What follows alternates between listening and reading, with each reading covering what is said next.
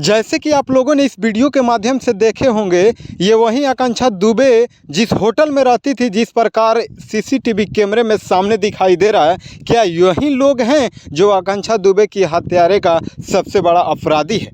मैं बता दूं, आकांक्षा दुबे सोशल मीडिया पे किसी पहचान की मोहताज नहीं थी भोजपुरी इंडस्ट्रीज में। जैसे कि पवन सिंह खेसारी लाल के साथ काम करने वाली आकांक्षा दुबे और समर सिंह के साथ उनका गर्लफ्रेंड मतलब संबंध था।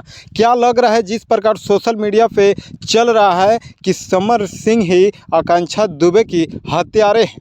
मैं बता दूं, समर सिंह का गर्लफ्रेंड हुआ करती थी आकांक्षा दुबे। बर्थडे पार्टी में जाने के बाद आखिर ऐसा क्या उसके ऊपर विपत पड़ा कि आकांक्षा दुबे ने आत्महत्या कर ली, खुद की सुसाइड कर ली। ज़रा इस वीडियो को सच्चाई आप लोग को मालूम है तो प्लीज़ आप लोग कमेंट बॉक्स में ज़रूर बताइए, और चैनल पर नए हैं तो चैनल को सब्सक्राइब जरूर कर लीजिए। ऐसे ही हर छोटी बड़ी खबरें सबसे पहले आप तक रूबरू कराने की प्रयास करता हूं। बाकी फिर मिलते हैं नेक्स्ट खबरों को लेकर। तब तक के लिए जय हिंद, जय भारत।